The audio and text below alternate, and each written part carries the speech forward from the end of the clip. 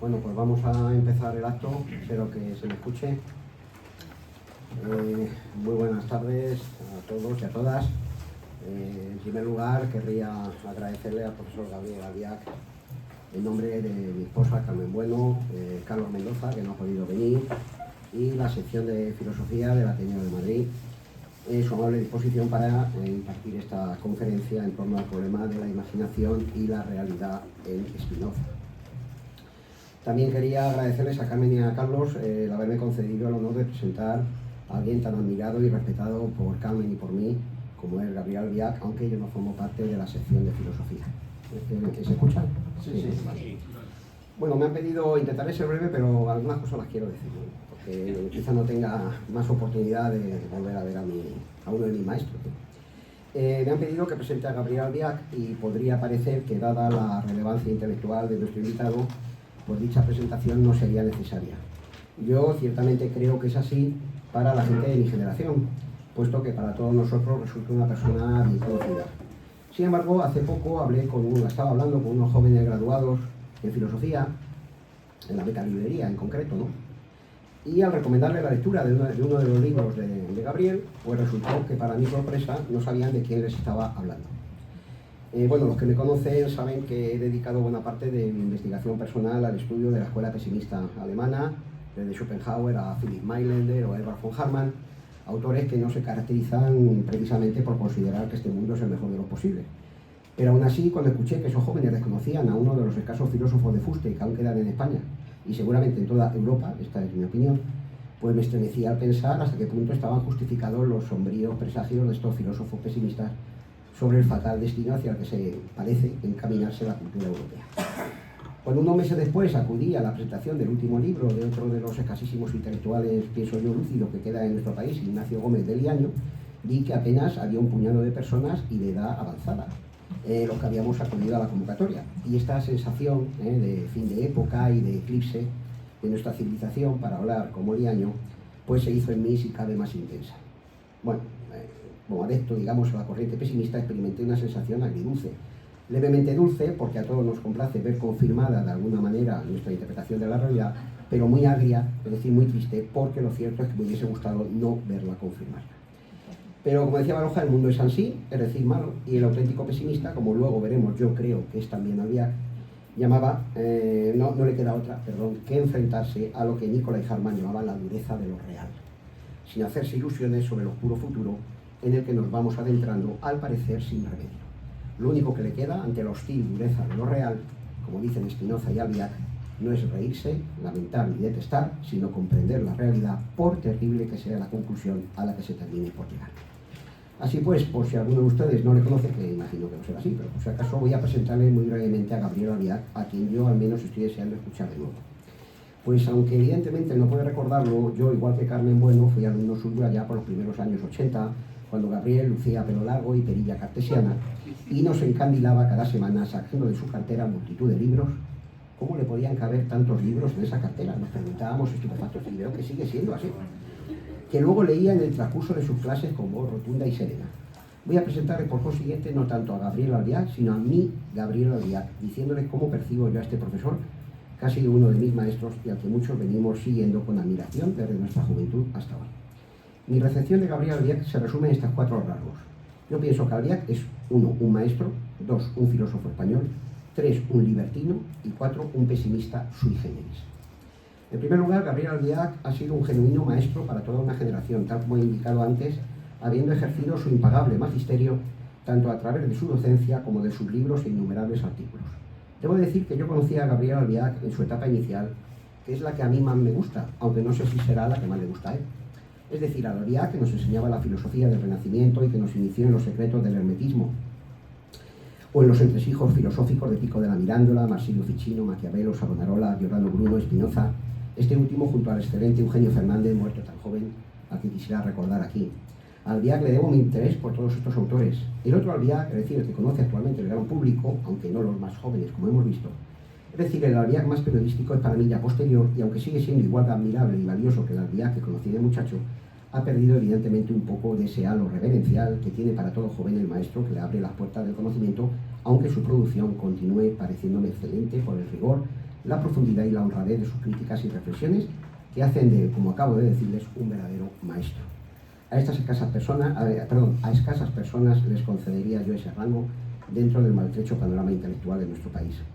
En segundo lugar, hay que precisar que Gabriel Albiach es un maestro de filosofía, es decir, es sobre todo un filósofo, con todo lo que esta palabra implica, y que a mi juicio resulta hoy en día aplicable a muy pocos de aquellos a los que se les aplica tal etiqueta. Recuerdo haber leído en las memorias de Casanova que poco antes de fallecer, el aventurero italiano dijo: muero como cristiano, pero he vivido como un filósofo. Creo que si quitamos la primera parte de la frase, lo mismo podría decir Albiach de sí mismo. Yo conozco a muy pocos que hayan hecho una profesión de fe filosófica tan firme como él.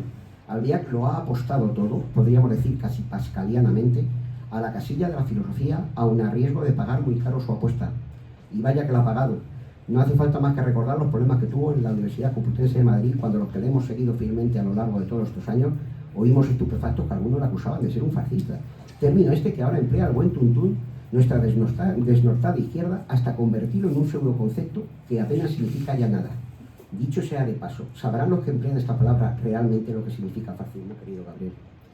Fueron años de una dura travesía personal en el curso de la cual Albiach, guiado siempre por la estrella polar de la filosofía, ha podido alcanzar un nivel de lucidez mental que jamás poseerán los que realizan una pacata navegación filosófica de cabotaje arrimados a los dictados de la moda intelectual de turno.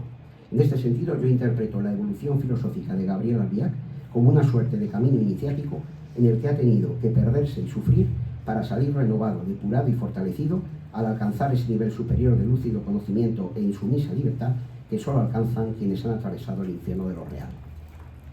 Gabriel Albiach es pues un filósofo de pura estirpe, uno de los últimos que permanece fiel al estandarte de la verdad, ante el cual debe jurar fidelidad, según Schopenhauer, cualquiera que pretenda militar en las filas de la filosofía, como lo hicieron Bruno, Pascal, Spinoza o el mismo Buda de Frankfurt. Pero hay que decir a renglón seguido que dentro de la filosofía, Gabriel Albiach se ha caracterizado por ser un filósofo libertino, es decir, un libre pensador que no ha descansado hasta llegar al fondo en todos los problemas que ha abordado, tanto filosófica como periodísticamente, sin guardarse ninguna pregunta ni arredrarse nunca ante las barreras o cortapisas que tratan de imponerle al libre pensamiento la hidra de 1000 cabezas de la inteligencia de turno o la desvanecida opinión pública. Como Platón, Bruno, Spinoza, Pascal, Schelling o Freud, por citar solo algunos de sus principales referentes, él ha intentado aproximarse a la verdad contra viento y marea, es decir, encarándose con los sofistas e inquisidores de toda la ya. Es así como maestro del libre pensamiento, como pienso yo que debemos leer y escuchar a Gabriel Albiach si queremos librarnos nosotros también de un mundo que se va convirtiendo cada vez más de forma evidente en lo que Max Weber llama la jaula de hierro. Aproximarnos a sus palabras y escritos puede hacer que los barrotes de nuestra visión se hagan un poco más dúctiles e incluso puedan llegar a quebrarse en algunos puntos. Finalmente, tendría mucho más que decir porque, en fin, podría hacerlo, pero no quiero halagarme porque hemos venido aquí a escucharle a él y no a mí. Sostengo que Gabriel Albiach es un filósofo español, porque a mi entender él ha culminado su trayectoria intelectual experimentando el desengaño, esta es mi interpretación, que es uno de los conceptos más profundos del pensamiento hispánico. Este desengaño, que hunde sus raíces en la desilusión política de nuestro invitado, pero que yo creo incluye muchos otros aspectos vitales, le ha ido aproximando a las tesis del pesimismo filosófico, aunque él no parezca ser consciente de ello, porque en sus libros no menciona apenas, o al menos yo no lo recuerdo, a los filósofos de esta corriente.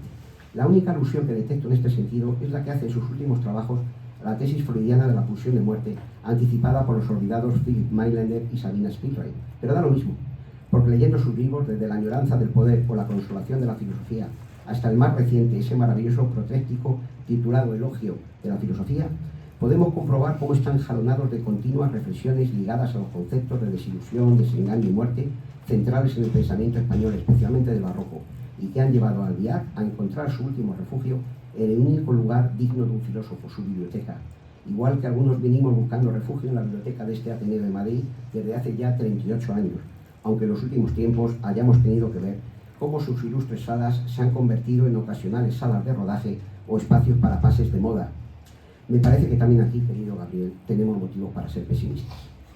Termino ya. No sé si conocerán ustedes una novela de Julio Verne, o Jules Verne, perteneciente a su etapa final, es quizá la que más me gusta, caracterizada por una creciente preocupación por problemas sociales, éticos y políticos. Esa novela se titula Los náufragos de Jonathan, que se publicó en 1897. Allí aparece un misterioso personaje llamado el Cap Her, un filósofo y filántropo revolucionario que, tras quedar desilusionado en su intento de crear una sociedad anarquista ideal se recluye en un faro, situado en un islote solitario en medio del océano, pero consciente de que su lucha por la libertad, al servir de modelo a los demás, no ha sido en vano. A mí me parece que si sustituimos el faro de la novela de Verne por una biblioteca bien surtida de clásicos literarios y filosóficos, este personaje podría identificarse con Gabriel Albiac, pues no es también su biblioteca un fanal y él un farero que se esfuerza por alumbrarnos para orientarnos en la noche del espíritu. Si nuestro mundo se encamina hacia un precipicio, y si, como el propio Albiac nos dice al final del Elogio de la Filosofía, donde él utiliza este ejemplo, el discurso filosófico tiene la descortesía, yo habría escrito la valentía, de decirnos a las claras que la realidad termina en un precipicio, al menos nos queda la esperanza de que la luz que proyecta su obra nos permita a algunos despeñarnos lúcidamente por el maelstrom de la historia. Como afirmaba el conde de Villamediana, cuidado y circunspección siempre tienen por oficio oponerse al precipicio con las armas de la razón. Estas son las armas, las de la razón, que Gabriel Albiac siempre ha empleado y nos insta a emplear para mantener la lucidez en medio del tormenta de la historia. Gracias pues de todo corazón, Gabriel, por toda la luz que nos has dado, y por mi parte no me queda sino retornar por un momento a mi asiento de alumno para tener una vez más el placer de escucharte. Muchas gracias.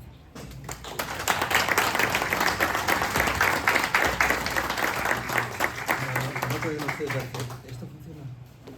No sé si queda, si no, eso lo ¿Ahora? ¿Funciona? Sí. No, digo que no sé si se podrán ustedes hacer idea de la emoción que es para alguien que está a la espera de cumplir sus 3/4 de siglo, encontrarse de pronto con un par de viejos y queridos alumnos que le recuerdan de un modo tan extremadamente cariñoso, yo diría que tan excesivamente generoso. Y sabes, hace un momento has hecho referencia, me ha quedado una cierta sorpresa, porque creo que no es público realmente. Decías que en mis facetas estaba la de maestro, bueno, ya quisiera. Yo soy hijo de maestra de pueblo y sé lo grande que es eso. No aspiro a tanto. Y de libertino. Digo que me ha producido fascinación, porque efectivamente yo mis últimos años de trabajo, desde hace quizá ya 10 años, trabajando en un proyecto sobre los primeros libertinos, sobre ese curioso fenómeno que es prácticamente exterminado por Calvino y del cual no conservamos más que las mínimas referencias que Calvino hace en su escrito contra los fantasiosos espirituales, también conocidos como libertinos, es el nombre del panfleto de Calvino. Y yo creo que estamos ante un problema mayor con esa historia del libertinismo que está por hacer. Una categoría que sufre las mutaciones mismas de la modernidad, que empieza siendo utilizada por unos personajes que buscan una especie de retorno al cristianismo primitivo, los que se nuclean en Ginebra en torno a Antoine Poc, que son exterminados físicamente ellos y físicamente sus libros, y de los que nos quedan apenas unas mínimas referencias acerca de una especie de paulismo extremo, un retorno al San Pablo de que después de la resurrección de Cristo no existe el pecado, con el tremendo escándalo que eso produce sobre Calvino. Y la historia extraordinaria que de verdad yo llevo muchos años dando vueltas sobre ello y no acabo de aclarar del todo. Aquí está José Sánchez Tortosa, que sabe perfectamente que sobre eso hemos trabajado una barbaridad. De cómo se puede pasar de una denominación creada para una secta de cristianos primitivos. La denominación está directamente libertino, está directamente tomada de los Hechos de los Apóstoles. el libertino es naturalmente el diminutivo de liberto, y lo que dicen los Hechos de los Apóstoles es que Pablo llegó a la sinagoga de los hijos de los libertos, es decir, de los libertinos, donde no tuvo una acogida muy benévola. ¿Cómo se puede pasar de eso a ser la denominación que se utiliza en todo el primer tercio del siglo XVII en Europa, sobre todo en Francia y en Holanda, para designar a los discípulos de Maquiavelo en el siglo XVII? Ese movimiento que durante los primeros 30 años del XVII francés tiene una gran importancia, es también liquidado por motivos distintos, evidentemente, porque es un movimiento que plantea la separación total entre el ámbito eclesiástico y el ámbito político. Triunfa en Holanda.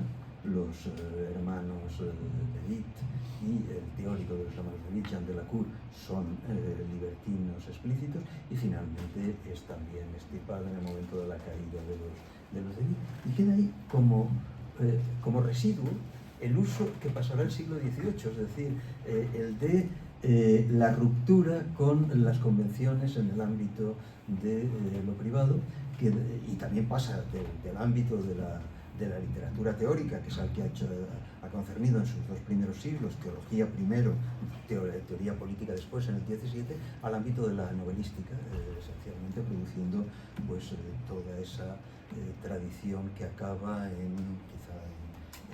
como su ejemplo más acabado en Les Liaisons d'Aristote de Chardin. Es gracioso que hayas adivinado lo del libertinismo. Pues ya. Bueno, muchas gracias en todo caso, de verdad estoy muy contento de estar con vosotros y de estar en esta casa. Cuando yo llegué a Madrid en el año 1967, creo que el primer sitio cuya existencia me indicaron mis padres, tanto mi padre como mi madre, viejos republicanos con vidas hechas polvo por la guerra y la derrota, creo que uno de los primeros edificios que me enseñaron de Madrid fue precisamente este edificio del Ateneo, que para ellos tenía unas resonancias que es casi imposible transmitir.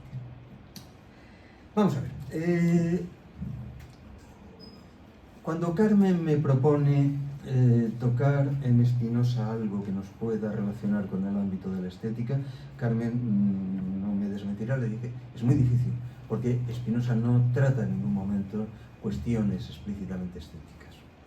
Después, reflexionando, vamos a madurar la cosa unas semanas o unos meses, se me ocurrió una vía de acceso que les propongo a ustedes como vía de acceso, nada más que como vía de acceso, que es el concepto de imagen y el papel constituyente que ese concepto de imagen tiene en el modelo spinosiano de la subjetividad, lo cual haría de esa teoría de la imagen una estética con pretensión de fundamentación ontológica, realmente una metafísica imaginaria.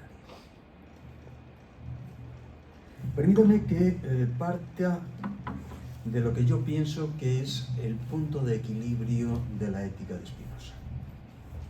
Como saben ustedes, Spinoza es autor de una obra muy sucinta, entre otras cosas porque Spinoza pasa sus últimos meses o sus últimas semanas de vida quemando todo aquello que consideraba que no estaba suficientemente acabado para ser publicado. Es una tragedia, porque sabemos que Spinoza a lo largo de su vida había hecho una traducción propia de la Sagrada Escritura, y la verdad es que de hecho lo que se nos ha conservado, que es la gramática hebrea de Spinoza le escribe para dotarse del instrumental, para efectuar esa traducción del Pentateuco, y ese es uno de los materiales que Spinoza tira a la estufa en sus últimas semanas.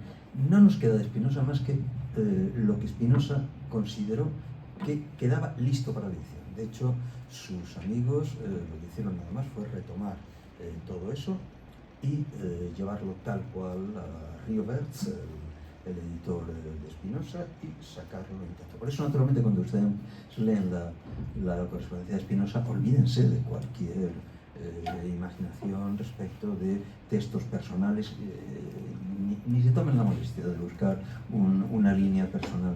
La correspondencia de Spinoza es un libro más de Spinoza, es decir, es un texto concebido en términos estrictamente teóricos. Pues les decía, tomemos la ética, que sí, toda la obra spinosiana es sucinta. La ética es la quintesencia de la quintesencia, es la obra en la que no hay concesiones retóricas de ningún tipo. Siempre les decía a mis alumnos, no es cierto que sea difícil leer a Spinoza. Si usted se toma la disciplina de ir leyendo proposición por proposición, axioma por axioma, la ética es de una lógica implacable. La voluntad de geometrizar de Spinoza no es una pura declaración de principio. Realmente la posibilidad de establecer esa continuidad es extraordinaria. Es áspero, naturalmente que es áspero, entre otras cosas porque el latín que escribe Spinoza, lo cual a veces es una ventaja para nosotros, es un latín es el latín elemental de quien ha aprendido latín muy tarde. La lengua de habla de Spinoza son dos, o se podría decir tres. El neerlandés natal, puesto que él ha nacido ya en Ámsterdam, esa amalgama de portugués y español que hablaba la comunidad sefardí de Ámsterdam. Se puede considerar dos idiomas, no, es uno solo. Realmente lo que se habla es una mezcla. Si ustedes leen a los autores españoles de Ámsterdam, por ejemplo a Ben Israel o cualquiera, o a Cardoso, cualquiera de los grandes de la sinagoga, todos escriben en esa lengua que está mezclando español y portugués. Y si ustedes se toman la molestia de buscar el más antiguo de los testimonios biográficos que tenemos sobre Spinoza, que son unas declaraciones de un clérigo y de un soldado ante la Inquisición española al volver de Ámsterdam, tienen ustedes el retrato de dos personajes que les parecen extraordinarios, Juan de Prado y un fulano de Spinoza, fulano de Spinoza, narigón, dice. Los describen hablando precisamente esa especie de amalgama, esa especie de jerga entre el español y el portugués. Spinoza aprende latín muy tarde. Su lengua culta no es el latín, su lengua culta es la lengua bíblica. Spinoza ha estudiado, los estudios de Spinoza lo encaminaban al rabinato, ha estudiado, ha hecho los estudios rabínicos con Menashe ben Israel, que es en ese momento probablemente el mejor intérprete bíblico del continente, personaje absolutamente extraordinario en Israel. Piensen que es un hombre que muere a los 30 y pocos años, no sé si llega de los 30, en todo caso 30 y pocos, y que ha conseguido antes negociar la instalación de la comunidad judía en Inglaterra, ha creado toda la estructura académica en Ámsterdam y ha publicado media docena de libros extraordinarios, uno de ellos, una de las piezas más aplastantes de erudición bíblica del siglo XVII, los dos tomos del Conciliador, que yo pienso juegan un papel importante para Spinoza, en la medida en que Ben Israel lo que ha tratado es de establecer cuáles son los elementos de contradictoriedad que puedan aparecer dentro del texto sacro, aunque naturalmente lo que intenta es conciliarlos, como indica el nombre, pero igual, el hecho es que los ha, si ustedes tienen ejemplar en la Nacional, los que tengan curiosidad por eso, tienen ejemplar de los dos volúmenes. Lo que Ben Israel hace es, en dos columnas, recoger las dos formulaciones contradictorias del texto bíblico y a continuación tratar de elaborar lo que él llama la conciliación entre ambos aspectos. Pues bien, volvamos sobre nuestra cuestión. La ética, decíamos, es un texto extraordinariamente sintético, y yo siempre he sugerido a mis alumnos, y creo que no es un criterio demasiado desacertado, que tomen como el punto de gravedad en torno al cual gira toda la ética el axioma de la parte cuarta de la ética. Ese axioma que dice que en la naturaleza no se da ninguna cosa singular sin que se dé otra más potente y más fuerte. Dada una cosa cualquiera, se da otra más potente por la que aquella pueda ser destruida. La idea spinosiana, observen ustedes que Spinoza dice, no se da ninguna cosa singular. La idea spinosiana es que todo aquello que es individuum, es decir, que es cosa, y el término individuo y el término cosa para Spinoza es aplicable tanto a esta estilográfica como a este vaso, o como a este caballero que está aquí delante escuchando atentamente, o como a este caballero que está en estos momentos emitiendo sonidos más o menos coherentes, o que tratan de ser más o menos coherentes ante ustedes. Es decir, lo que Spinoza intenta a todo precio es evitar cualquier tipo de jerarquización en el ser. Todo lo que es, lo que los clásicos llamarían todo lo ente, lo que Spinoza llama toda cosa o todo individuum, no es, dice Spinoza, más que el resultado del entrecruzamiento de una red causal. Naturalmente que lo que Spinoza está haciendo es amplificar al ámbito ontológico la concepción de la causalidad que para el territorio de la física ha puesto en pie Galileo, y que supone el desplazamiento de 17 más 4, de 21 siglos de teoría de la causalidad. De esa teoría de la causalidad que aparece particularmente nítida en el libro segundo de la física de Aristóteles, y que, recordarán ustedes, elabora la teoría de las causas, de las 4 causas, sobre un principio que Aristóteles repite continuamente. La etiología no es inteligible si no se coloca como el elemento determinante de las otras causas, la causa final, que es la que sitúa y orienta todo el proceso de las causas.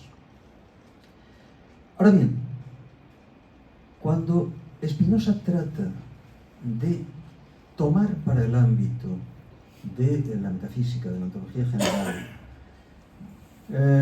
la concepción de la causalidad por determinación múltiple, es decir, la causalidad vectorial, tal y como aparece en la física galileica, lo primero que está haciendo es llevarse por delante la idea de finalidad, y es más, decirnos que es esa idea, más bien esa fantasía, ese ens fictum, es el término que utiliza Spinoza, ese ente fingido, de la finalidad, lo que se constituye en el primer y casi único elemento,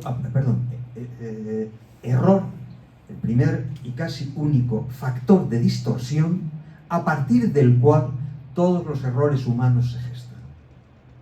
Cuando entonces aquí se nos está diciendo que en la naturaleza no se da una cosa singular, sino que sin que se dé otra más potente y más fuerte, lo que se nos está diciendo es que cada realidad concreta no es otra cosa que un punto nodal en un entrecruzamiento de fuerzas. Y que, por lo tanto, si queremos entender ese punto nodal concreto, lo que tenemos que hacer es tratar de establecer cuáles son las características de las fuerzas que se cruzan en él y que naturalmente definen individuos diferentes.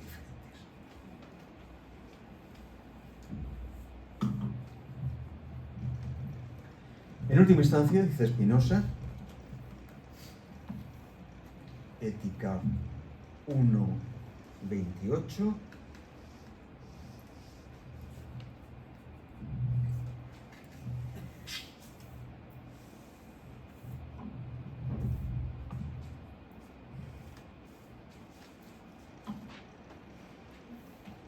en última instancia, Ética 1, proposición 28, lo que nos permite afrontar el análisis de la realidad es precisamente aquello que la tradición aristotélico-escolástica nos consideraba lo monstruoso, aquello que había que rehuir en el ámbito explicativo, la reducción al infinito. Proposición 28 de la parte primera de la Ética.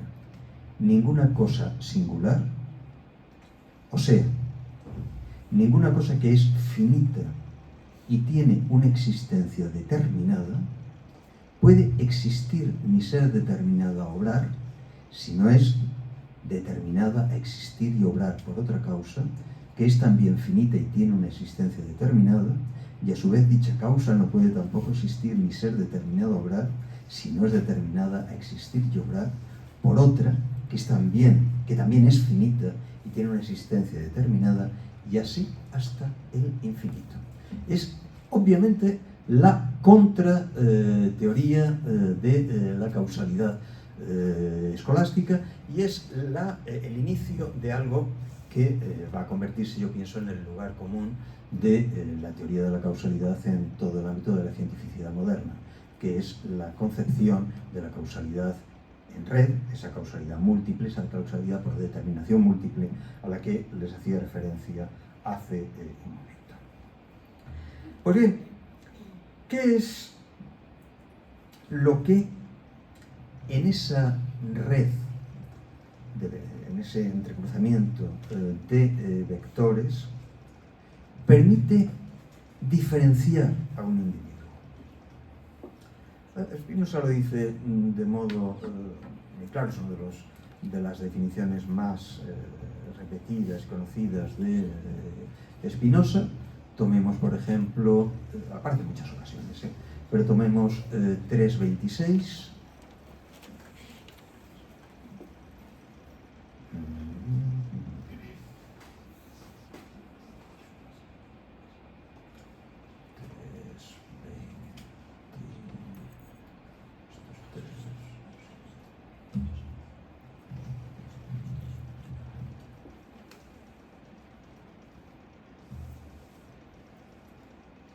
¿Qué tontería estoy diciendo? 3P6. Lo dice quedando uno cegato, es una cosa malísima. 3P6. Cada cosa se esfuerza tanto cuanto está a su alcance por perseverar en su ser. Dense cuenta que Spinoza no dice que lo que define a una cosa, ya hemos dicho antes que cosa es todo individuo, sea la perseveración, la permanencia, sino el esfuerzo en la perseveración. ¿Por qué dice eso? Pues hombre, por algo que cualquier contemporáneo de Spinoza conoce perfectamente a través de esa física galileica. Los vectores se mantienen, la composición de vectores se mantiene estable durante el tiempo en el cual la tensión de los vectores se contrarresta mutuamente. Pero allá donde existe finitud, no hay posibilidad de una estabilización permanente, definitiva, en una red de conflictos, el término que utiliza Spinoza es cursus, en una red de choque entre vectores que están en continuo movimiento entre sí, la correlación se va modificando y unas composiciones son destruidas por otras composiciones, unos nudos son deshechos para formar otros nudos y así sucesivamente. Lo que constituye el espacio de la infinitud combinatoria es naturalmente la totalidad de la red de las causas. Esa totalidad de la red de las causas es lo que llamamos sustancia infinita, o que podemos llamar Dios, o que podemos llamar naturaleza, pero que en última instancia, más allá del nombre que le demos, y cuidado porque es cierto que los términos pueden generar equívoco, designan estrictamente eso, una red causal en la cual cada individuo existe en el tiempo, no el conjunto de la red de causaciones. El conjunto de la red de causaciones trasciende a todo tiempo, pero precisamente lo trasciende generando la temporalidad de cada uno de los elementos que se componen en esa red. Por ejemplo, ¿cuál es la peculiaridad de ese nudo, de ese punto nodal que constituye la mens humana?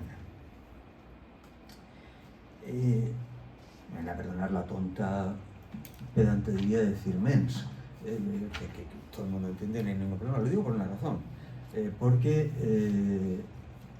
no es ocioso subrayar que Spinoza, que podía utilizar ánima, que es el término que genéricamente utiliza todo el mundo en el siglo XVII para referirse a la cogitans cartesiana, Spinoza, digo, sin embargo, prefiere siempre, en algún momento puede aparecer ánima, pero de modo puramente anecdótico, prefiere sistemáticamente siempre utilizar mens. Mens que para Spinoza tienes, naturalmente, no es el sentido biológico del mente que tiene mente para nosotros, pero sí tiene un componente material al cual Spinoza da una importancia de primer orden. Esa mens, esa mente, estaba pensando en los terribles problemas de traducción que eso plantea a veces. En español ninguno, porque en español mens da mente sin el menor problema.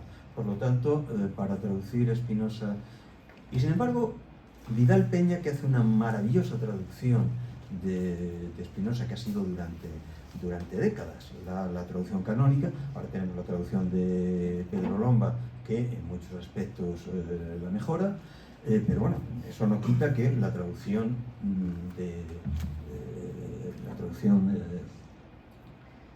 que ha funcionado durante todos estos años del grande de la escuela de Gustavo Bueno, realmente junto a Gustavo Bueno el gran pensador obetense de la segunda mitad del 20, Vidal Peña, puso en circulación, primero en la Editora Nacional, después en esta edición de Tecnos, la que yo recuerdo perfectamente que cuando Tecnos a mí me consultó sobre la edición y me pidieron que hiciera un aparato de notas, yo dije, yo estaba de acuerdo en hacer un aparato de notas sobre la ética de Spinoza con una sola condición: que se respetase literalmente la traducción de Vidal Peña, porque realmente era una traducción que yo pensaba inmejorable. Insisto que en la actualidad hay una nueva traducción de Pedro Lomba que mejora lo que se puede mejorar, pero yo creo que sí que sí. Pero a lo que iba, Vidal, justamente para evitar el anacronismo que supone utilizar mente, que nos haga pensar en el sentido mentalista del 19, de los siglos XIX y XX, sí traduce como alma habitualmente, pero en alguna ocasión lo hemos hablado con él. Oye, Vidal, si volvieras a traducir esto, ¿lo traduciría en mente? Pues a lo mejor, yo creo que sí. En todo caso, ¿qué es lo que define a la mente como individuo específico dentro de esa red infinita de nudos causales a la que llamamos naturaleza o sustancia Tomemos Ética 4, proposición primera y escollo.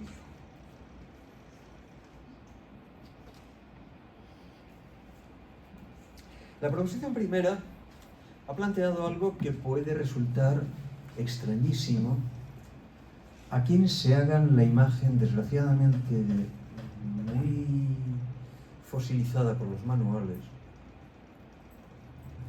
de una Spinoza racionalista. Idea que arranca de Hegel y en general de los historiadores románticos alemanes. Vamos a ser serios, en el siglo XVII no existe el término racionalismo. Racionalismo, para hablar de los pensadores del XVII, es un anacronismo como un camión. Naturalmente, sí, los románticos utilizan ese término es porque eso les permite asimilarlo a su propia concepción de la razón como principio universalizante. Pero digo que para los que se hagan esa idea derivada de Hegel de un racionalismo spinoziano, la proposición primera de la parte cuarta puede resultar asombrosa. Nada de lo que tiene de positivo una idea falsa es suprimido por la presencia de lo verdadero en cuanto verdadero. La verdad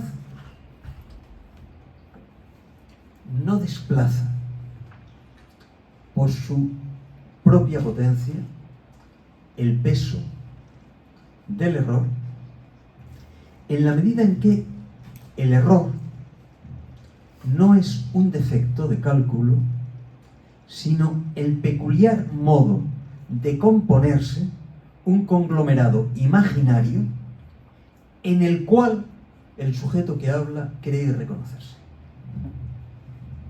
En ese sentido, el sujeto que habla, insisto en el que habla, ahora verán por qué, porque esa es la dureza casi insalvable de lo que estamos analizando, que señala Spinoza desde sus primeros trabajos.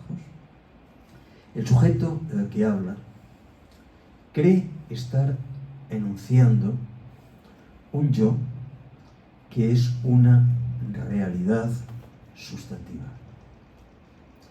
Pero naturalmente, ¿cómo podría una realidad finita tener sustantividad de ningún tipo? Hace un momento comentábamos en qué punto todo el cartesianismo del XVII es anticartesiano. Exactamente en ese punto.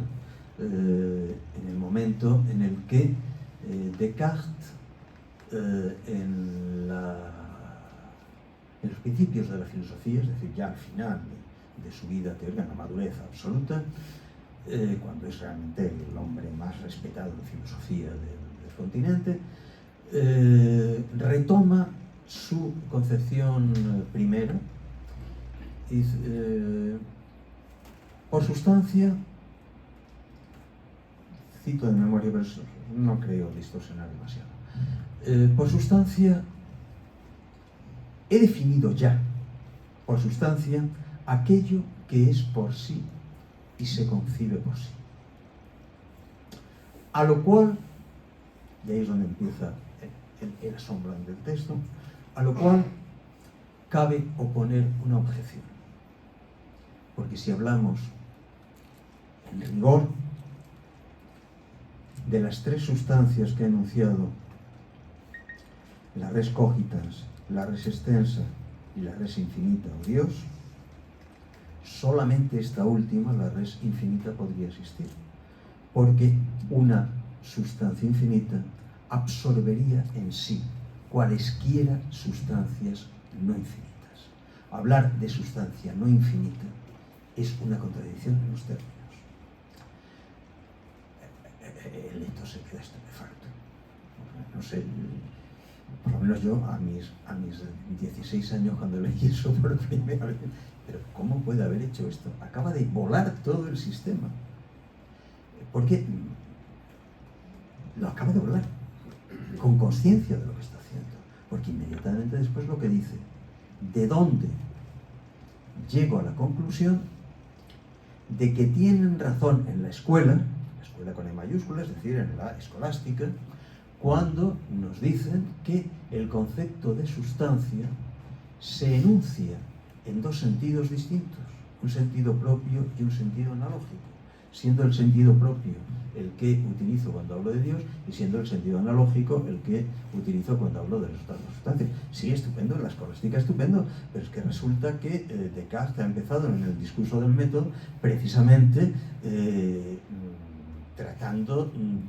sino lanzando al peor de los basureros cualquier uso de la analogía.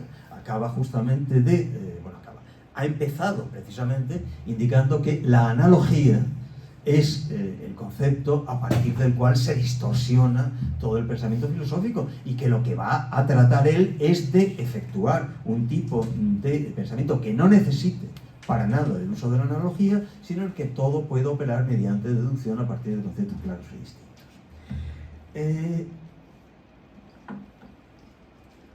¿Se entiende por qué Spinoza en este punto nos está diciendo que eso a lo cual nos empeñamos en dar sustantividad, llamándole yo, no es más que un coágulo de imágenes?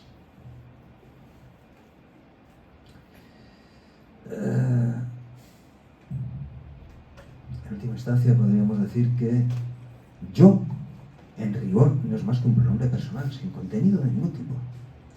Y que a eso que no es más que un recurso, no es más, a eso que es nada menos que un recurso lingüístico, sin el cual no podríamos hablar, adherimos todo un almacén de imágenes, fusionado en el curso del tiempo por la memoria, y que no es ni verdadero ni falso, es imaginario, es decir, es representativo.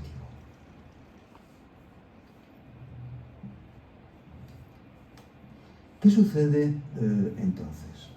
Lo que Spinoza primorosamente describe en el escolio de esa misma proposición. Gilles Deleuze, en su magistral, porque realmente es magistral, el libro Spinoza y el problema de la expresión, habla de dos trayectorias en la redacción de la ética. La trayectoria de las proposiciones y en paralelo la trayectoria de los escolios y de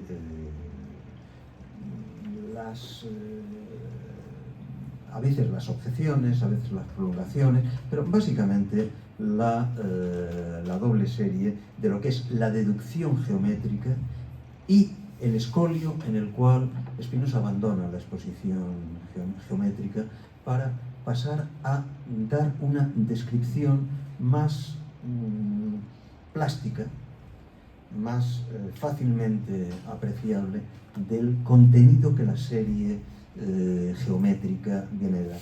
Hay un caso extremo, absolutamente extremo, en realidad hay dos, pero bueno, hay sobre todo un caso absolutamente extremo, que es el apéndice de la parte primera de la ética, que todo él es una especie de gran escolio que de algún modo, ¿cómo decir?, compendia la totalidad de los problemas de la ética.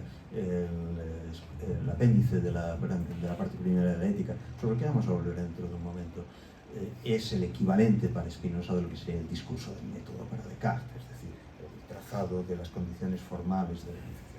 Pues bien, tomemos el escolio de esa proposición primera de la parte cuarta, que nos había dicho que nada de lo que tiene de positivo una idea falsa es suprimido por la presencia del verdadero en cuanto verdadero. Observen que ha dicho, observen que ha dicho lo que tiene de positivo una idea falsa.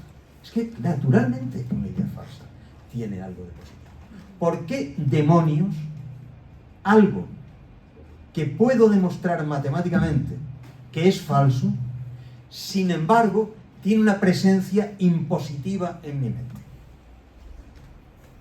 Algo que por lo demás yo pienso que todos en el día a día experimentamos, más en sociedades como la nuestra, de un modo feroz.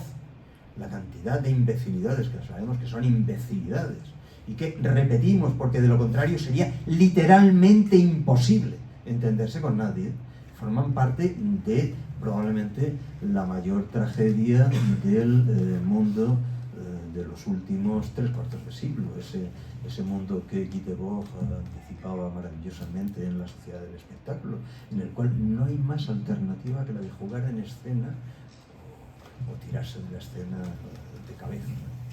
Pero, escolio. Esta proposición se entiende más claramente, es lo que les decía antes, sobre la funcionalidad de los escolios y corolarios. Esta proposición se entiende más claramente por el corolario segundo de la versión 16, pero no vamos a dejar de momento eso. Pues, una imaginación es una idea que revela más bien la constitución presente del cuerpo humano que la naturaleza del cuerpo exterior. Lo que imaginamos, nos autoconvencemos en considerar y hacer considerar que se corresponde a la realidad, que es la realidad, que yo no estoy haciendo más que reflejarla o representarla. Y ni siquiera, ni en sueños, dice en algún momento Spinoza, atisbamos que en realidad es la estructura misma de nuestra imaginación la que está construyendo una realidad a la que la imaginación impone un sentido que la realidad en sí misma ni tiene ni podría de ninguna manera tener, porque el sentido no es otra cosa que el modo en el cual mi memoria acierta a poder integrar unas imágenes en otras y a construir con todas ellas una ficción coherente. Lo imaginario es el ámbito de las ficciones coherentes. Pues una imaginación es una idea que revela más bien la constitución presente del cuerpo que la naturaleza del cuerpo exterior. Y no ciertamente de un modo distinto, sino confuso, de donde proviene que se diga que la mens yerra. Por ejemplo, Spinoza, eso lo saben ustedes perfectamente, no hace falta que insista sobre ello, pero llega el momento de decirlo. Spinoza tiene un oficio del cual vive. Spinoza es óptico. Un óptico práctico, un fabricante de lentes. Un fabricante de lentes muy reputado en su tiempo, que mantiene correspondencia muy técnica sobre la fabricación de lentes con Huygens, con todo el mundo de los ópticos. En ese momento en Holanda el ámbito de la óptica está extraordinariamente desarrollado. Hay dos ámbitos, yo creo, que juegan en las metáforas de Spinoza, pero no solo de Spinoza, de todo el siglo XVII. Hay dos metáforas de origen holandés que juegan extraordinariamente. Una es la visual, la óptica, sobre lo que vamos a entrar ahora, y otra que atravesará todo el siglo XVII es la de lo que el siglo XVII llama los autómatas, es decir, los relojes. La idea de que el hombre es un reloj, que es la que aparece en Descartes, primorosamente normal. Pues vamos a ver al óptico Spinoza explicarnos por qué la imagen distorsionada no desaparece por el conocimiento de la distorsión. Son dos ejemplos muy sencillos.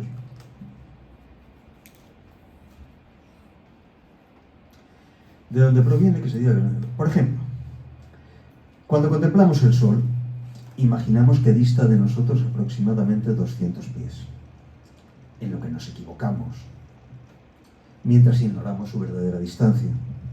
Ahora bien, conocida esa distancia, desaparece el error, ciertamente, pero lo que no desaparece es la imagen del Sol.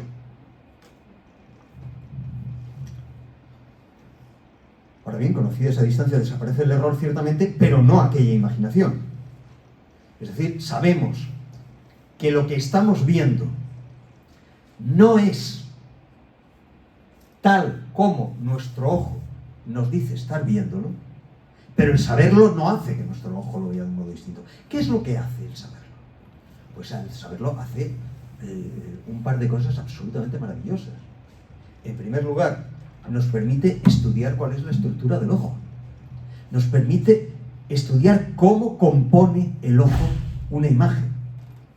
En segundo lugar, nos permite, a partir del conocimiento de las perspectivas que ese ojo introduce sobre lo que ve, nos permite efectuar los cálculos matemáticos que puedan llegar a darnos, por lo menos un cálculo aproximado, de cuál pueda ser la distancia real a la que se halla el objeto en cuestión. No desaparecerá la imagen estará ahí, pero además de la imagen tendremos el conocimiento de la estructura del ojo y el conocimiento de las distancias que quedan distorsionadas por la estructura del ojo. El conocimiento introduce la capacidad de proceder a una anatomía de la ficción, a una anatomía de la distorsión, pero naturalmente la distorsión sigue existiendo porque la distorsión tiene una presencia positiva.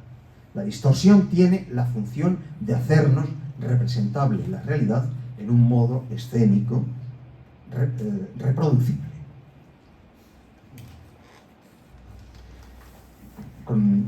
Ahora bien, conocida esa distancia, desaparece el error ciertamente, pero no aquella imaginación, es decir, la idea del Sol que explicita su naturaleza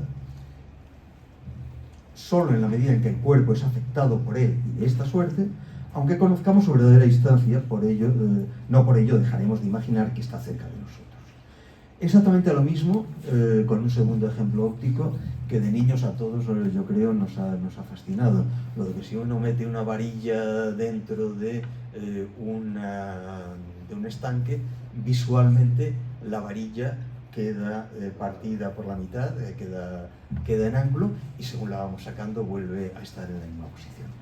Nosotros sabemos, el óptico sabe cuál es el motivo de ese efecto, sabe cuáles son las distintas densidades de los cuerpos en los que está esa varilla introducida y por qué la refracción desnuda en el aire es distinta de la refracción que produce la varilla en el interior del agua. Naturalmente que lo conocemos.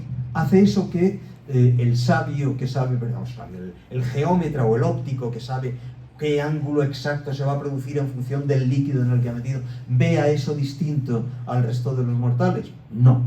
No, porque la representación es un elemento positivo, es una potencia que se impone a la peculiar estructura del ojo, del mismo modo que las representaciones imaginarias en general son una potencia que se impone a la estructura de nuestra mente y la fuerza a ordenar los objetos, ordenar los impactos, los ocursi que chocan con él en una serie que pueda ser memorizable y que pueda ser reproducible de modo funcional.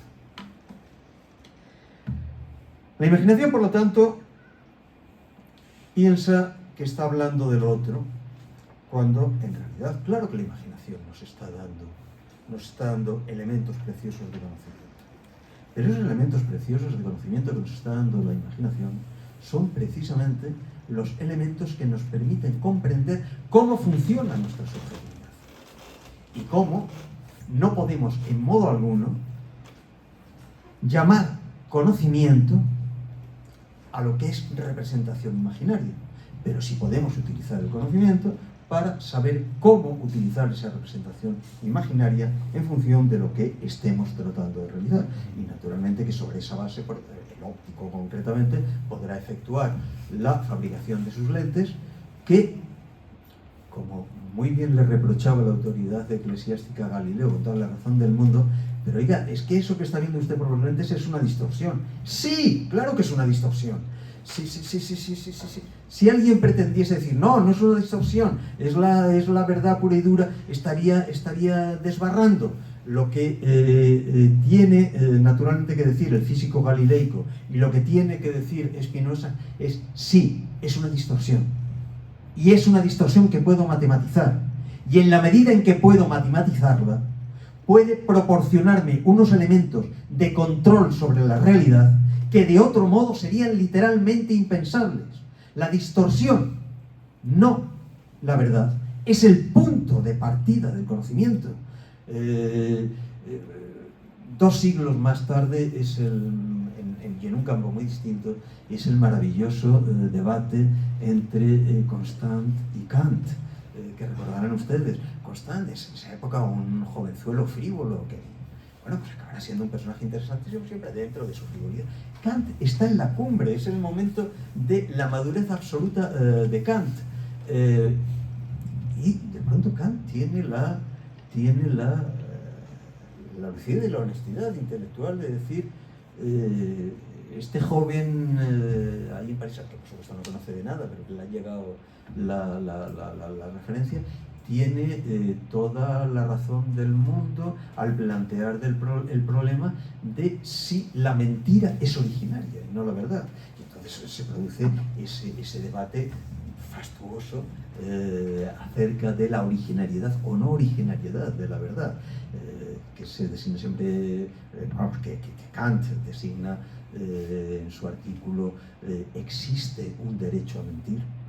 La idea constantiana es que la mentira es primigenia y que la verdad es justamente el fruto de una artesanía y de una labor larga. La tesis kantiana es la contraria. El problema, de algún modo, naturalmente en otro plano completamente distinto, como es el plano de la ilustración, pero de algún modo está prefigurado en el planteamiento spinosiano. Si lo que constituye subjetividad es lo imaginario, si la subjetividad no es más que si la subjetividad es el conglomerado de las imágenes, el conocimiento solamente podrá construirse a partir de la depuración interna que sobre esas imágenes se logre hacer allá donde consigamos establecer la matematización de sus procesos, de sus procedimientos de distorsión. Y de esos procedimientos de distorsión, les decía hace un momento, a esos procedimientos de distorsión, Spinoza dedicará probablemente el más brillante de los momentos de la ética, ese apéndice de la parte primera de la ética, en el que elabora la idea que realmente da el vuelco a la historia de la filosofía. Fichte primero, quizá de algún modo, pero sin formularlo explícitamente antes, Kant desde la crítica del juicio, pero Fichte primero explícitamente en septiembre de 1794 en su lección inaugural de Jena, después Schelling, después Hegel, todos plantearán una y otra vez lo mismo. La partida en filosofía se juega en el momento en el que Spinoza postula que la finalidad es no solo una distorsión, sino la primera de las distorsiones de las cuales proceden todas las demás.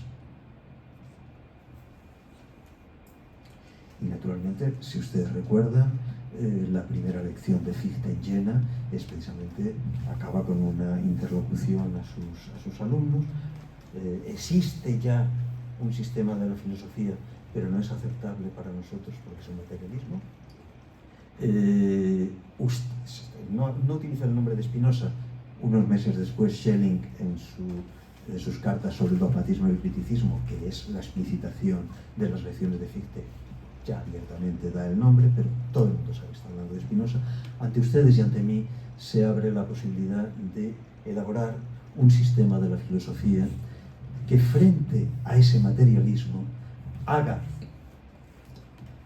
emerger el no yo del yo y dote del sentido que Kant exige en la crítica del juicio, es decir, de una teleología general, a la metafísica como único ámbito de la filosofía.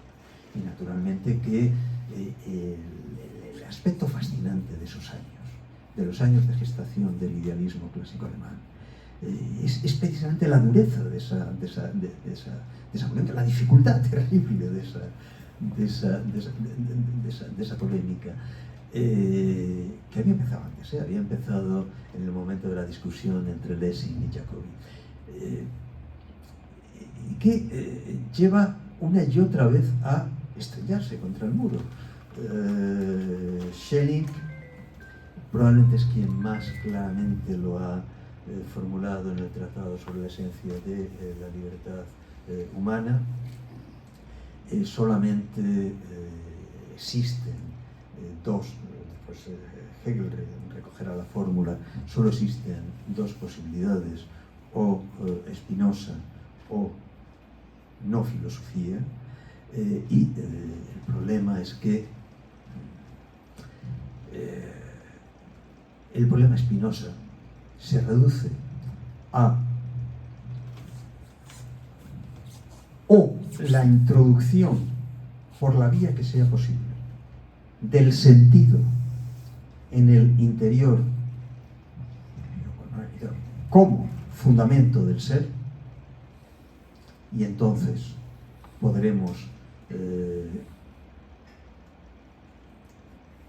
bordear o desbordar la limitación spinosiana de la subjetividad como conglomerado de series imaginarias, o de lo contrario no tendremos más opción que la de entender que los sujetos individuales no son otra cosa que momentos en el desarrollo, en el despliegue de la red determinativa. Todo eso es lo que se inicia precisamente en ese en ese apéndice de la parte primera.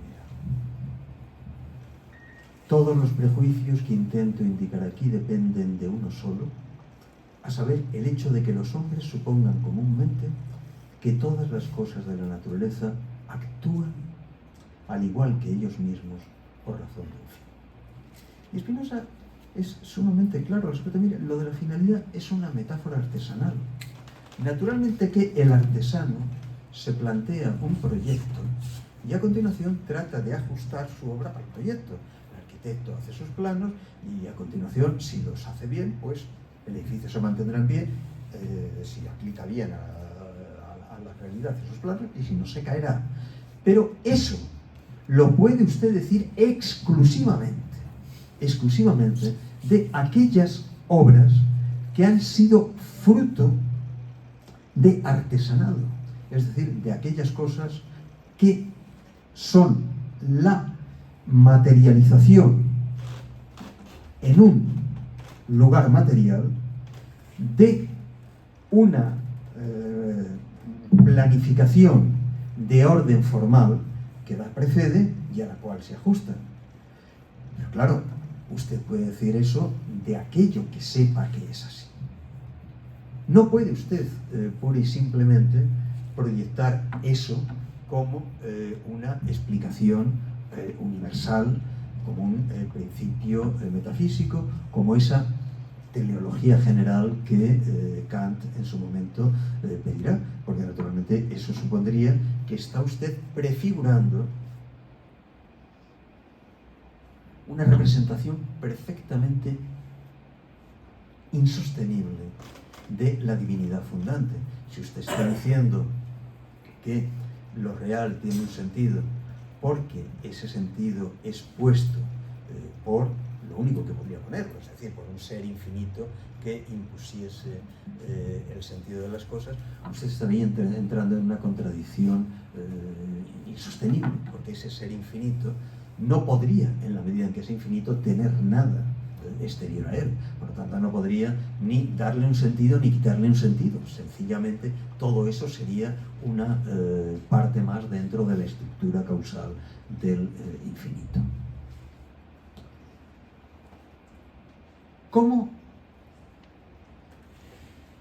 abrirse paso en un universo que para nosotros, que para nuestras mentes, está construido con representaciones distorsionadas a las cuales llamamos imágenes y de las cuales no podemos liberarnos ni aun conociéndolas?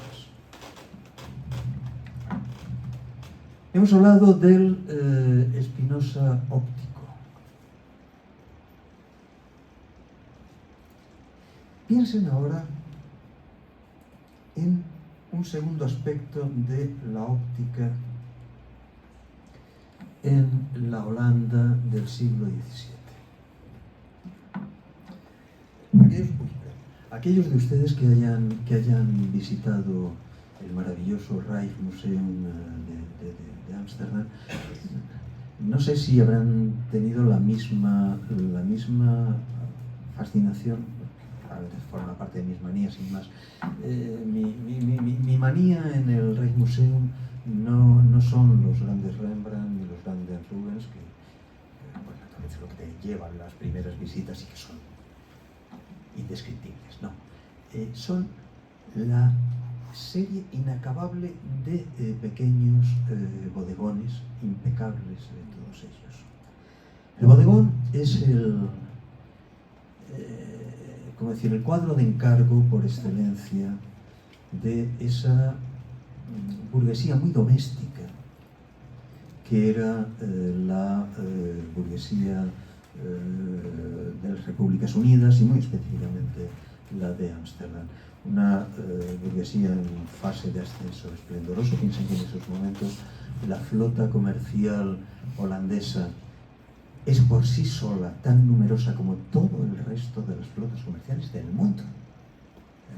El comercio en esos momentos en Ámsterdam es un esplendor. Y naturalmente una de las muestras de buena situación social era el encargar los interiores. Los interiores de las casas eran cuidadísimos por esa burguesía y era el encargar los cuadros adecuados. Si ustedes se colocan ante toda esa serie de naturalezas muertas, con seguridad que ya lo han hecho, y si no lo han hecho, háganlo. Fíjense en la repetición de dos objetos, sobre todo uno, lo que en la época se llama el vaso veneciano. ¿Recuerdan ustedes cómo es el vaso veneciano? El vaso veneciano, lo que llaman los holandeses el vaso veneciano, es un vaso de copa ancha, es para poner flores, es un vaso de copa ancha y cuyo pie está todo él ornamentado con esferitas, con esferas. Naturalmente, la primera impresión que uno tiene al colocarse ante el vaso, ante el cuadro, ante la naturaleza muerta, es la que está ante un vaso muy bien representado, porque son pintores de una factura Claes, por ejemplo, es un pintor de una factura Peter Claes, impecable. Pero acérquense al cuadro, no les dé miedo acercarse al cuadro, y acérquense a los adornitos del vaso. Y traten de tomar cada una de las semiesferas que componen el adorno del vaso por separado. Y de ver cada una de ellas. Y entonces descubrirán por qué el vaso veneciano, junto a él otros artefactos de función similar, pero en particular el vaso veneciano, ¿por qué es imprescindible para el cuadro?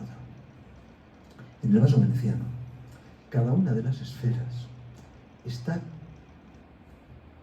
reproduciendo anamórficamente, es decir, distorsionadamente, un ángulo distinto de la habitación en la cual está colocado. Con lo cual, el burgués que ha colocado el cuadro en su habitación está mostrando no solo su capacidad de poder contratar a un pintor de la perfección de Clés, sino al mismo tiempo está exhibiendo los ángulos de su domicilio que no podrían ser nunca reproducidos en una sola superficie bidimensional. La distorsión pasa entonces a convertirse en un elemento de conocimiento y, lo que es más, en un elemento de construcción de subjetividad del sujeto que se coloca ante ella, que ahí sí puede entender que está ante algo que es un verdadero hogar burgués, una verdadera mansión digna del propietario del cuadro. Permítanme que de 3/4 de siglo marcha atrás hacia el que probablemente ha sido el más grande de los maestros de esta escuela de anamorfistas que florece en el Ámsterdam de Spinoza y que está íntimamente ligada naturalmente a los maestros de óptica, porque en realidad cada uno de esos vasos es una lección de óptica. Pero permítame, digo, ir 3/4 de siglo más atrás. En 1533, Hans Holbein realiza lo que quizás sea su obra maestra. Es un cuadro de encargo para ser regalado al emperador Carlos V, encargado por dos personajes importantes de la época, un caballero, Jean de Danteville, y un clérigo, Georges de Sèvres. Están los dos allí. Bueno, un retrato normal, sin más. Aquellos de ustedes que recuerdan el cuadro en la National Gallery lo ven inmediatamente. Bien, dos retratos impecables. Pero cuando uno se fija en el maldito cuadro, aparte de encontrarse inmediatamente con una lección de matemática hermética en todo el cuadro, que va desde los artilugios de astronomía, los aparatos de medición geométrica, los aparatos ópticos, los instrumentos de música, que naturalmente están ligados estrictamente a la matemática, y el tratado de Petrus Apianus, que es uno de los tratados clásicos de geometría hermética de la época, una especie de cortina de terciopelo al fondo, un crucifijo del que solamente se ve, es curioso, solamente se ve un cachito, es como si estuviese ahí medio disimulado. Y una cosa entre los dos personajes, que inicialmente el espectador que todavía esté en estado de inocencia, digo, porque en la actualidad no existen espectadores inocentes, ya nada se ve por primera vez. Eso es lo terrible de nuestro tiempo, es que ya no vemos nada por primera vez, ya nos lo han contado todo antes de verlo. Y seguro que se lo han contado en su guía turística y que además lo ha visto por televisión media docena de veces, con lo cual el estupor que eso producía en su momento queda perdido por completo. Ahí en medio hay algo que, ¿esto qué es? Una masa amorfa, indistinguible. Naturalmente solamente hay un modo de entender que esa masa amorfa es la clave del cuadro y que esa masa amorfa hace de Holbein un maestro absoluto. El cuadro, como todo cuadro, no estaba pintado para ser un objeto en un museo.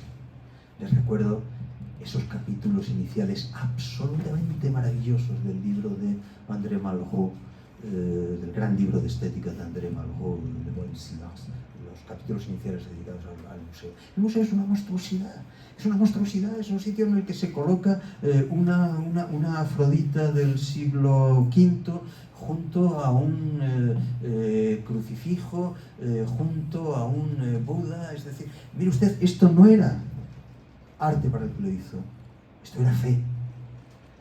Esto no era arte para el que lo hizo, esto era declaración de principios políticos. Esto no era arte para quien lo hizo, esto era guía para el otro mundo. Todo eso el museo lo amontona maravillosamente, pero convirtiéndolo en el gran espacio sagrado que crea la inmediata post-revolución. Como sabe usted perfectamente, con anterioridad no hay museos, hay colecciones reales en las que ahí sí que la mezcla era absolutamente maravillosa, porque era lo que al rey le apetecía y punto. Pues bien, naturalmente que el cuadro de los embajadores no está pensado para estar en un museo. ¿Para qué está pensado el cuadro de los embajadores? Lo sabemos perfectamente. El cuadro de los embajadores se le regala a Carlos V para ser colocado en la antesala del gran salón en el que se recibe a los embajadores. Por eso el cuadro se llama Los embajadores. Pero no colocado de cualquier modo, sino colocado en un ángulo tal que ustedes imagínense que esta es la sala de la antesala de la audiencia. Los embajadores entran por aquí y van a salir por aquí, que es donde está la sala donde está Carlos V esperando. Que no es cualquiera, es Carlos V, es decir, es el amo del mundo. El cuadro está aquí, en un punto de la pared de tales características que solo en el instante en el que, naturalmente, el circuito está completamente codificado. El embajador no puede ir de un extremo a otro como se le ocurra, tiene que ir por el trayecto que se le ha señalado. Solo en un instante, en el momento en el que va a doblar la esquina para enfrentarse con el emperador, es decir, en el momento en el que ya no puede dar marcha atrás, en el momento en el que no tiene más narices que seguir adelante, solo en ese momento su mirada tiene el ángulo exacto para percibir que eso que hay ahí es la muerte. La búsqueda de Holbein es precisamente la de generar un procedimiento de intimidación que haga que aquel que va a acceder a la presencia del poder absoluto, del poder total, del poder sin comparación con ninguna otra cosa en este mundo, sienta una sacudida de terror que no pueda ni siquiera comprobar de dónde le ha venido. Eso es una calavera, pero es una calavera que solo es visible en el momento en el cual ya no se puede dar marcha atrás para comprobar que es una calavera. Esa es la técnica de la anamorfosis. ¿Qué es lo que esa técnica nos enseña? ¿Qué es lo que ha enseñado a los pintores ya holandeses del 17? ¿Y qué es lo que los ópticos, entre ellos Spinoza, han entendido de esa técnica, han trasladado al ámbito de la pintura y, en el caso de Spinoza, al ámbito de la ontología general? La certeza de que aquello en lo cual se genera el poder es necesariamente una secuencia de imágenes que, generando la dosis exacta de metus et spes, de miedo y esperanza, sea percibida sin poder ser diseccionada. El poder sería aquello que impone la red de las representaciones en las cuales, y solo en las cuales, soñamos ser nosotros allá donde el poder nos arrebata las condiciones mismas de conocer a qué horror estamos llamando a nosotros. Vamos a dejarlo ahí y lo que usted quiera.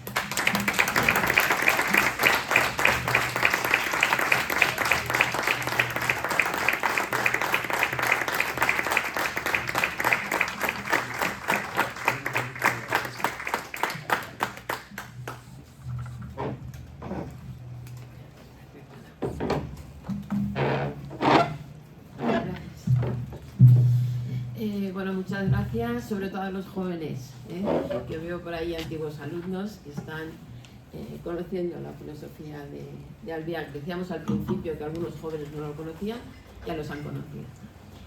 Abrimos un debate después de esta magnífica exposición.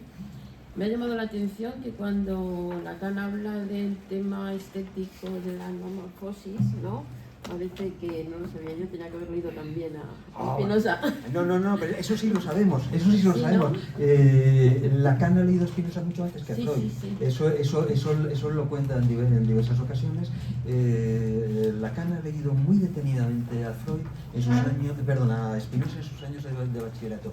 Y lee a Freud desde la perspectiva spinosiana. Por eso recuerdas que cuando en 1963, cuando expulsan a Lacan de su condición de docente en la Internacional Psicoanalítica y tiene que abandonar la docencia en el Hospital de Santa Ana, y Althusser le invita a seguir el mismo seminario en la Escuela Normal Superior. El primer seminario que da que se llama Los 4 conceptos fundamentales del psicoanálisis acaba justamente con la última sesión. Es una sesión de evocación del Jerem de la excomunión de Spinoza, y justamente hay un pasaje ahí preciosísimo en el que habla de que se requiere toda la fuerza de Spinoza para poder enfrentarse a ese horror de la pérdida de identidad.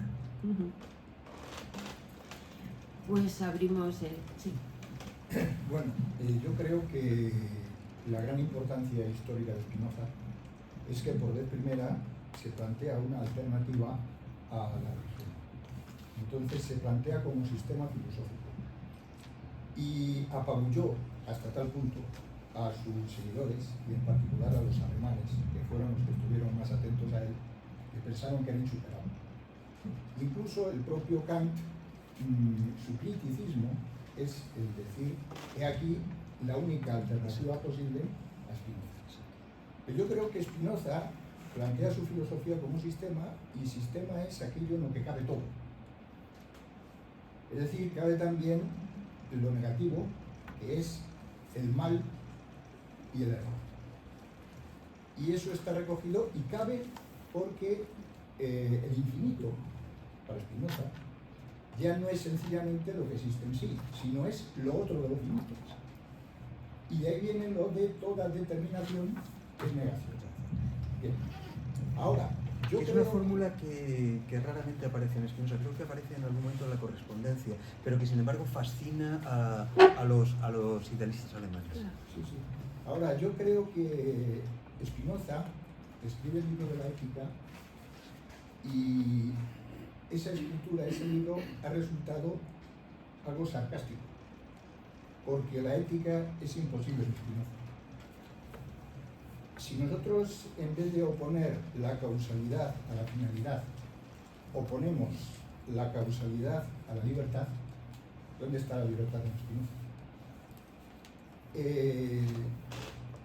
Esa fórmula de la libertad es la conciencia de la necesidad. El conocimiento. El conocimiento, vale. El conocimiento de la necesidad, bueno, es un truco. Es sencillamente un truco para evadir lo que sencillamente es que ha negado la libertad. Y esto, nos pongamos como nos pongamos, es eso. Yo pienso que quizá, no sé si he parado esto. ¿Se oye ahora? Debería ser, pero si no coge también. Sí, sí, sí, sí.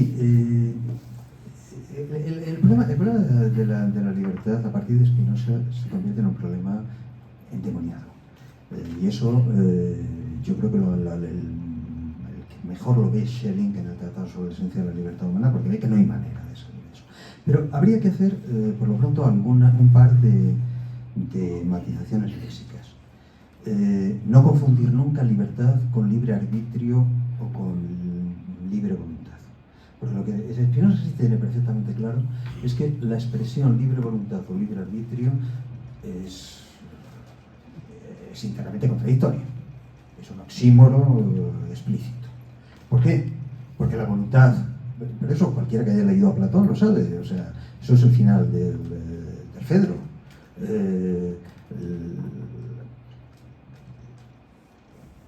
¿Quién es más potente?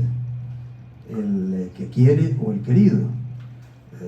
Naturalmente, el que quiere no es potente en absoluto, porque lo que está es justamente siendo determinado causalmente por lo querido.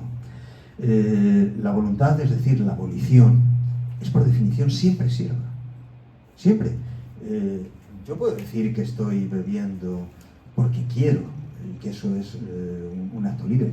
No, mire usted, si usted está bebiendo porque quiere, va a tener usted que explicarme por qué quiere específicamente beber y cuáles son las condiciones de su estructura corpórea que exigen que después de haber estado hablando durante 3/4 de hora tenga necesidad de dar un trago de agua o simplemente tenga necesidad de hacer un gesto para ganar unos segundos de tiempo para pensar. Es decir, dejemos de lado el concepto de libre voluntad o de libre arbitrio, porque ese es un concepto contradictorio, no sirve absolutamente para nada. Cuando Spinoza habla de libertad, lo hace en el sentido que él define en la parte primera de la ética, en la definición 7, se llama libre a aquella cosa que existe en virtud de la sola necesidad de su naturaleza y es determinada por sí sola a obrar. Es decir, se utiliza el término libertad exclusivamente allá donde se habla desde la perspectiva de la infinitud determinativa. Perdona, ¿puedo hacer un...? Sí, claro. Vamos a ver, se refiere la libertad, la verdadera libertad, no a la facultad de elegir, sino a la propia determinación ontológica. Sí, claro. Es decir, la capacidad de determinar quién se quiere ser. Esa es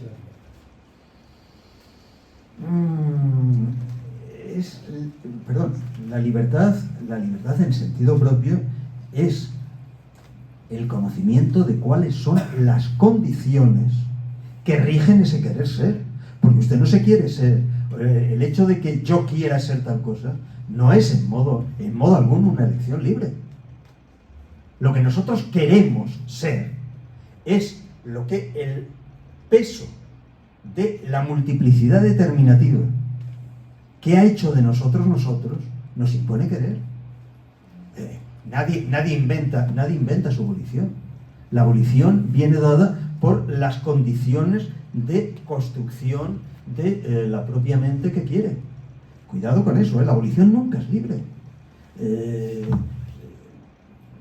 Insisto, yo querría ahora mismo tomar un vaso de agua, pero naturalmente que ese querer está determinado por el hecho que soy un cuerpo con una estructura determinada en la cual el agua juega un papel determinado.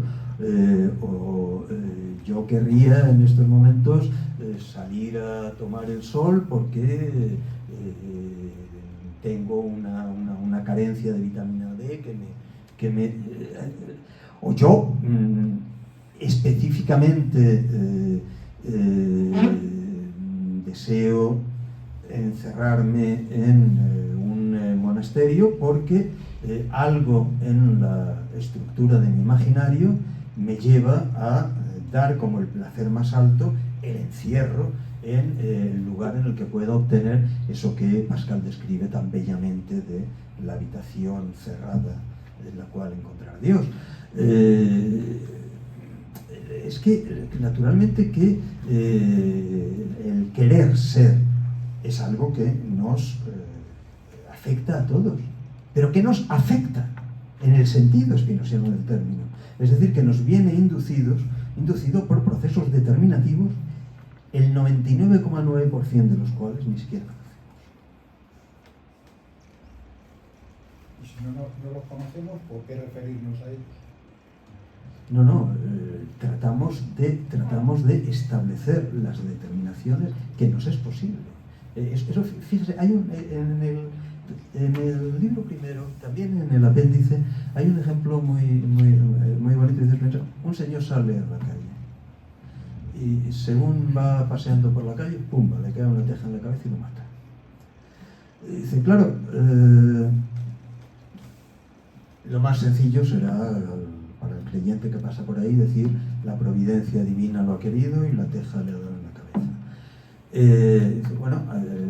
Podemos, por el contrario, pasar a analizar las determinaciones que han incidido en ese punto de coincidencia de la teja y la cabeza. ¿Por qué ha salido a esa hora específicamente, no 30 segundos antes o 30 segundos después? ¿Por qué la teja ha caído en ese momento? Y eso nos podría llevar entonces a consultar a los meteorólogos sobre por qué la racha de vientos. Y en ese momento Spinoza se detiene y dice, seamos sensatos, lo único que un sujeto finito como somos nosotros puede hacer es acotar una red finita de determinaciones. Si nos fuésemos extendiendo de determinación en determinación hasta el infinito, sencillamente nos sería imposible formular una sola palabra. Si hablamos en el ámbito de la matemática es otra historia, porque naturalmente sí controlamos. Pero... Es que una causa infinita no explica nada. No, es que no es una causa infinita. No se puede hablar de una serie infinita de causas, porque entonces no explica nada. Es que no es una causa infinita, es una red determinativa. Sí, toda la física galileica, por ejemplo, es eso, física vectorial. Quizá, bueno, yo no quiero meterme tampoco en cálculo, pero es que quizá lo que no se tiene en cuenta en esto que estamos diciendo, perdón, lo que quizá no tenemos en cuenta en lo que estamos diciendo es que también dentro de esa red causal, vamos a decirlo así, porque claro, al decir que hay una red causal siempre parece que se remite a algo exterior, pero es que también hay algo que es la propia voluntad del sujeto, vamos a decirlo así, con términos superhawaianos o algo así, ¿no? Es decir, la propia apetencia del sujeto, orientada en función de los conocimientos que tiene, de las imaginaciones que tiene, es parte de esa corriente. Entonces, y está construido. Claro, entonces da la sensación que cuando queremos hacer algo, pues siempre remite a algo externo, ¿no? Cuando decimos que hay una serie de causas que la han causado, pero es que dentro de esas causas está el propio individuo, la propia. Entonces, claro que está determinado. Un querer que no tenga ningún tipo de determinación, vamos, es que no sería una evolución. Claro, no sería ni un ser, vamos a decir así. Entonces yo creo que no se tiene en cuenta ese factor interno, ¿no? Es que además no hay exterioridad e interioridad, todo el juego claro. está enredado en la construcción. Es que si no siempre parece quizá el lenguaje de Spinoza a ese nivel está quizá, vamos a decir así, condicionado por la época. Si hubiéramos avanzado unos siglos, ya tendríamos factores inconscientes, etcétera, que no aparecen ahí, claro, evidentemente hablan del siglo XVII. Entonces da la sensación de que como todo dependería de algo exterior, pues no habría, digamos, o sea, estaría negando la libertad del individuo, pero es que la propia libertad sería esa apetencia, digamos, o ese deseo. Es que condicionado la propia libertad es el dificilísimo ir trazando, ir estableciendo las líneas de conocimiento de mi deseo. Mi deseo está ahí. Y puedo sencillamente ser llevado por él a ciegas. Eso, Spinoza, la ética acaba con un pasaje que es absolutamente maravilloso, el último pasaje de las últimas líneas de la ética. En virtud de ello, de todo lo que hemos expuesto, es evidente cuánto vale el sabio y cuánto más poderoso es que el ignaro, que actúa movido solo por la concupiscencia. Pues el ignorante, aparte de ser zarandeado de muchos modos por las causas exteriores y de no poseer jamás el verdadero contento del ánimo, vive además casi inconsciente de sí mismo, de Dios y de las cosas, y tan pronto como deja de padecer, deja de ser. Es una de las definiciones más aterradoras de la condición humana que yo he leído jamás. La consideración de que la gran masa de la especie humana está configurada por un mundo de seres ignorantes que para los cuales hasta tal punto lo único que existe es el padecimiento, que si dejan de padecer, dejan de ser. Esa imagen, que por lo demás es muy real, de bueno, Etienne de la Boétie de algún modo la da muy similarmente. Si me quita usted el machacamiento, si me quita usted la opresión, no me queda nada. Perdone, ¿no piensa que se está justificando su padecimiento por su ignorancia? Sí, perdón un momento. Hay más preguntas, entonces luego si quiere volvemos con usted. Sí. Sí, ahora me he dado cuenta de que los tontos son tan felices y los pensadores tan tristes, ¿no? Unamuno también tenía eso.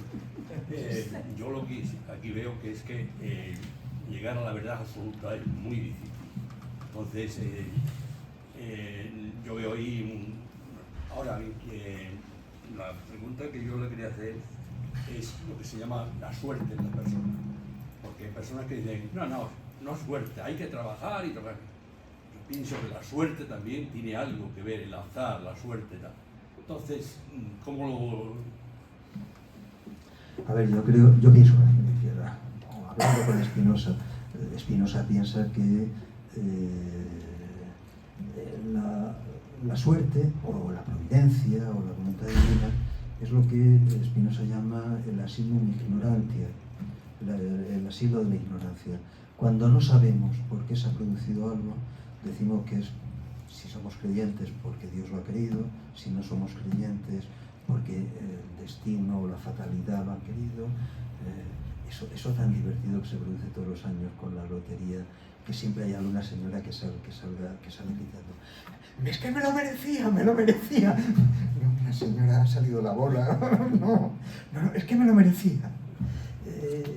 Pero es muy significativo porque efectivamente, naturalmente que la bola sale por una infinitud de determinaciones causales que son imposibles de controlar.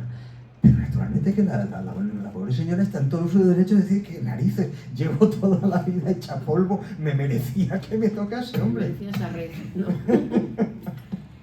Sí, es que se puede dar la casualidad de que una persona que no haya dado un palo al agua en su vida y el vecino ha estado trabajando toda la vida como un mujer, resulta que tiene una jubilación o digamos, una vejez mucho mejor que el otro. Mire, hay algo más terrible todavía y todo el teatro clásico español, todo el teatro del siglo de oro está jugando continuamente con ello. La idea de cómo el pecador extremo en un momento de arrepentimiento en el final de su vida se salva y el santo durante toda su vida tiene el momento de ira ante la salvación del pecador y se condena. Mala suerte. ¿Hay otra pregunta? Pedro. Así es la vida. Volviendo al tema de la libertad, y me agrada mucho haber oído esa referencia al teatro clásico español porque tiene directa relación con lo que yo quería comentar.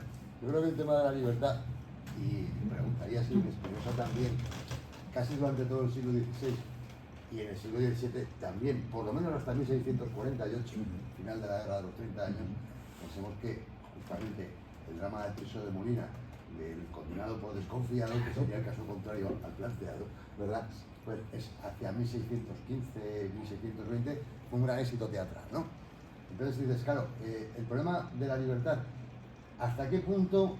Yo creo que se origina en el siglo XVI un problema serio sobre la libertad, por el tema de la libertad para salvarse o condenarse. Exacto, es que esa es la cuestión. No en Spinoza, porque normalmente en Spinoza no hay... ¿Cómo se refleja o influye o afecta de alguna manera al pensamiento de Spinoza, la consideración de la libertad sobre esa base? Claro, efectivamente el problema de la libertad en el siglo XVII es una variación sobre el problema de la gracia. Y es lo que en el campo teórico tú puedes ver, quizá del modo más transparente, en la polémica jansenista. Vamos a ver, seamos serios. Si los hombres pueden ser salvados después del pecado original, no es por ningún mérito que ellos hayan contraído, porque la ofensa ha sido una ofensa a un infinito llamado Dios. Por lo tanto, solamente puede ser pagada por un infinito llamado Dios. El recurso, naturalmente, en la teología dogmática es la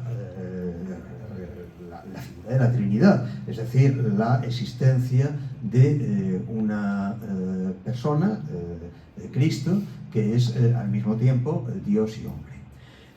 Y ahí, naturalmente, en tanto que Dios adquiere el mérito infinito de su sacrificio, y en tanto que hombre lo aplica a sus iguales como hombre. Por lo tanto, la mediación está dada, pero el problema sigue en pie. ¿Por qué? ¿Por qué usted lo merece y ese señor de ahí no? Los Hans... hijo, ¿por qué? ¿Por qué? Porque tú eres bueno y el otro no. No, perdona, tu bondad es finita. Tu bondad es finita como la maldad suya también es finita. Por lo tanto, no es equiparable con el mérito infinito que es el que la gracia transmite. Y por eso se llama gracia. Si fuera algo que mereciésemos, no se llamaría gracia, se llamaría mérito. Es gracia porque solamente no somos salvados por ningún mérito nuestro, sino por el mérito de un Dios hombre, por el mérito adquirido por un Dios hombre. Claro, el terrible debate entre los jansenistas y la Compañía de Jesús es en ese punto insalvable. Pero naturalmente que los jansenistas son gente de un rigor teológico y de un puritanismo fascinante. El jansenismo es una cosa que me fascina. Yo no soy creyente en nada, pero oye, unos creyentes que se lo creen de verdad, eso es una cosa que te produce estupor. La Compañía es todo lo contrario. La Compañía es la modernidad en religión. Es decir, es el descubrimiento de que la ficción crea conciencia. No la verdad, la ficción. Por eso, ¿qué sucede cuando el padre Ricci y sus colegas llegan a China para convertir a los chinos? Pues sencillamente que se disfrazan de sacerdotes chinos y que adoptan liturgia china. Bueno, eso a los jansenistas les pone enfermos. Dicen que eso es una blasfemia, que eso es intolerable, que cómo se puede hacer una cosa así. Pero naturalmente que Roma, ¿qué es lo que dice? Hombre, pues se están convirtiendo. Va a ser que tienen razón. Va a ser que sí. Ahora, debo decirte que en otro plano, el problema que plantean los jansenistas, muy en paralelo con este, es absolutamente fascinante. ¿Qué están haciendo los teólogos escolásticos, y en particular los jesuitas? Demostrar la existencia de Dios. Eso es una blasfemia. Un ser finito que pretende poder abarcar la verdad de un ser infinito está blasfemando. No es que sea verdad ni mentira, es que ni se llega a eso. Es una blasfemia. Usted imagínese la cara que se les puso a los doctores de la Sorbona cuando Monsieur Antoine Arnaud se permitió formular eso. Naturalmente la cosa acabó como acabó. Si ustedes han visitado lo que fue Port-Royal del viejo monasterio de Port-Royal, no quedaron los cimientos. La orden de Luis XIV fue nous passerons la charrue, là où était Port-Royal. Pasaremos el arado, por donde estuvo Port-Royal, no hay más que un prado. A las pobres monjas las desenterraron y se las llevaron al cementerio del pueblo de al lado. No sé si hay alguna otra pregunta, alguna intervención, algo. Bueno, pues muchas gracias a todos por su asistencia. Sí. Bueno, yo estoy estudiando periodismo, no he leído Spinoza, pero me animo. Sobre lo positivo que puede acarrear la falsedad o las falsedades. Hoy por hoy, con la cantidad de información falsa que existe, esta cantidad de información falsa, por su mera cantidad, podría contener la posibilidad para quien pudiese filtrarla de verdades enormes. Podría ser tiene que ser un material de ejercicio sobre el cual trabajar. Porque naturalmente en todo error hay una lógica. Lo que Spinoza dice, y yo creo que con toda la razón del mundo, es que la lógica del error está tan blindada como la lógica de la verdad. Y que por lo tanto, allá donde nos encontramos con un enunciado falso, lo que tenemos que hacer es tratar de desentrañar cuáles son las secuencias argumentativas, ya sean lógicas, ya sean retóricas, que permiten hacer pasar un enunciado verdadero como falso. Entonces, en el análisis de una falsedad monstruosa, yace el enigma que puede poner en funcionamiento una inteligencia con capacidad de búsqueda. Vamos a ver, ¿qué es lo que pone en funcionamiento la inteligencia del oncólogo? El cáncer. ¿Qué es lo que debería poner en funcionamiento nuestra inteligencia? La aplastante presencia de la mentira en nuestra vida. Bueno, pues con... Si usted se va a dedicar al periodismo, esa es la tarea hoy, yo pienso, de cualquier periodista. Bueno, pues con esta última reflexión de la mentira en nuestra vida, gracias Manuel, gracias por supuesto. No, soy yo el que tengo que darle las gracias a estos dos señores en primer lugar, a estos señores y a todos ustedes.